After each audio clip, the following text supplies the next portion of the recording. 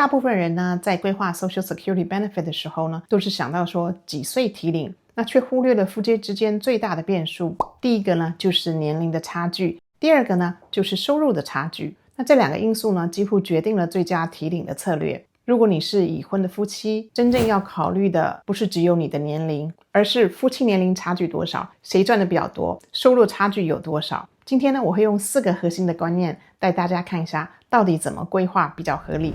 欢迎来到我的频道，我是 Judy， 在美国生活超过了40年，有9张的专业执照。每周六晚上美国东岸时间8点钟呢，我会固定和大家分享最新的影片。我做这个频道是希望华人在美国少走弯路，享受生活，安心退休。如果你对这一类有关于美国生活、税务、移民、退休的影片有兴趣，欢迎订阅、点赞、收藏和转发。如果你正在做退休的规划，有很多重要的问题需要提前准备，例如如何避免退休金被强制的提领 RMD， 还有退休前必须要规划的几件事情，准备退休的时候几个关键的时间点，以及如何提领 Social Security Benefit 等等。我整理了一本退休规划电子书，里面把这些问题呢都做了系统的整理。那电子书的连结就放在影片下面的资料栏里头，你可以下载电子书。那先科普一下有关于 Social Security Benefit 的2个名词。第一个呢，就是我们常听到的 FRA。FRA 就是 For Retirement Age。FRA 就是你可以领到 100% Social Security 退休福利的年龄。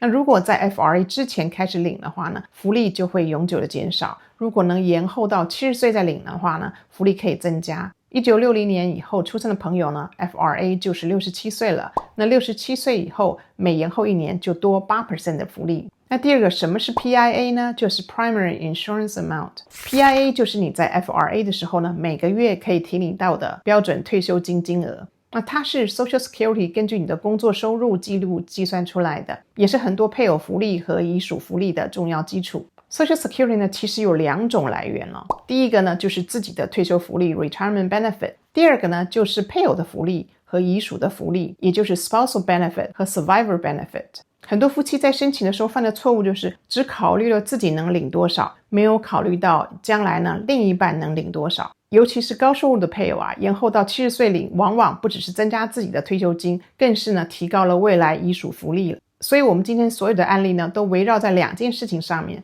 第一个是谁活得比较久，第二个是谁的 benefit 比较高。我们来看看4种不同的情况。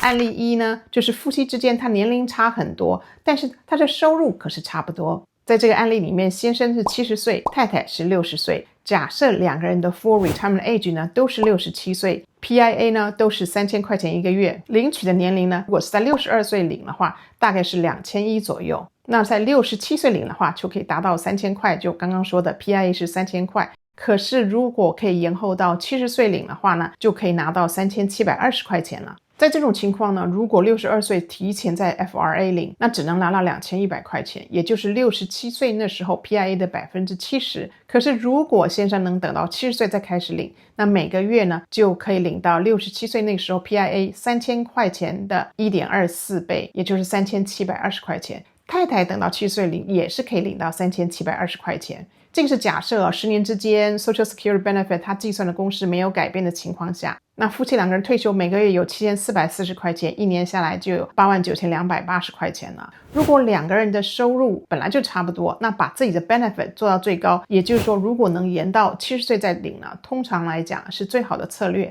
但是因为夫妻2个人他的年龄差很多，所以年龄大的那位呢提前走的几率很大，所以可以考虑说不一定要等到70岁才提领，早点提领出来呢，夫妻2个人可以享受生活。案例2就是夫妻年龄差很多，而且收入也差很多。比如说先生70岁，太太60岁。这个表格是如果先生和太太都健在，那各自提领自己的福利的情况。先生呢，他的67岁的 PIA 是4000块，那太太他自己的 PIA 呢，在67岁的时候只有1200。如果先生62岁就开始提领，他只能拿2800，那太太呢也只有840块钱。那我们刚刚说了，如果是67岁开始提领，可以拿到4000块，那太太那边是1200。可是如果先生延到了70岁开始提领呢，他可以拿到4960块钱。那这个表格是说，如果高收入的那一位，就是先生，他早一点提领或晚一点提领的话，而且比太太先过世的话，太太能领到的福利比较。那这边要说明一下遗嘱能领的这个金额是已故配偶当时已经开始提领年龄的 PIA 的100%。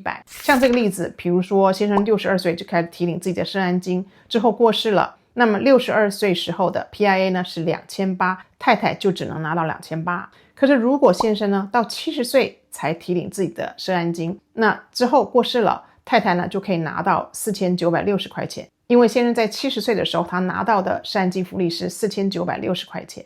所以这个例子来说呢，高收入者他延后领取的话呢，每个月可以增加2160块的遗属福利。如果太太在先生过世之后再生活了20年的话呢，那累积呢可多领了超过了50万美元呢。那案例3呢，就是年龄差不多，收入也差不多。假设夫妻2个人都是67岁，那时候的 PIA 是2800块钱。如果62岁就开始提领了，那一个人呢也只有1960块钱，也就是 70% 的 PIA。 可是如果他们能够延后到70岁才提领，那每年呢可以增加了67岁那个时候 PIA 的 8%。 所以呢到70岁的时候呢，他们就可以领到67岁时候的 PIA 的那个2800的124%， 也就是3472块钱。那这个表示的是，如果他们是62岁开始提领，或是等到67岁 for retirement age， 或者是甚至于等到了70岁开始提领的情况。像这种收入相近，那没有明显需要靠配偶福利的话，规划的重点通常就是考虑到健康、寿命的预期以及退休的现金流是不是足够，而不是谁先领。那案例4呢，就是年龄差不多，收入差很多，夫妻都是65岁，那先生是那个高收入的，太太是低收入者。PIA 都是67岁，先生的 PIA 呢是4200，太太呢是1000块钱。这个表格是他们如果在62岁时开始提领，先生和太太的情况，如果延到67岁的话又是什么样的一个情况。如果能够延到70岁开始领的话，那先生就有5208块了，太太那边只有1240块。像这种年龄差不多但收入差很多的情况呢，高收入配偶他延后领取呢，可让存活的配偶未来每个月可以多领了2268块钱。如果留下的配偶再生活了20年，那累积呢就增加了大概54万美金的遗属福利了。那这个呢是我认为最佳的策略的分析。如果年龄差很多，收入差不多，那各自就尽量延到70岁以后，当然要视健康和现金流而定了。如果2人福利相近，那重点就是提高了各自的终身福利。那接下来情况是年龄差很多，收入也差很多，那高收入者呢就尽量的延后，那低收入者呢就可以视需要来提早领。重点就是要提高未来遗属福利，保障了存活的配偶。那接下来是那种年龄差不多，收入也差不多的话呢，可以根据了健康、现金流及寿命的预期呢来决定，它没有明显的收入差距，所以呢配偶福利影响会比较小。那最后一种就是年龄差不多但收入差很多的话，高收入者呢就尽量延后到70岁。通常这种情况呢会最有利最大化家庭终身收入和遗嘱福利。其实 Social Security Benefit 提领的策略还有很多的其他因素，比如说提领的时候呢是否还在工作，我们的预期寿命是多少，还有家属是否还有提领其他的福利等等。一个好的策略可以替你往后的几十年退休生活呢增加了几十万的收入。身为 Social Security Benefit Analyst 呢，我可以协助您分析各种的提领策略，帮助您找到最适合的整体规划方案。欢迎点击影片下面的连结，预约15分钟咨询。谢谢你的收看，请点赞、收藏、开启小铃铛、转发给朋友们。我们下个影片见。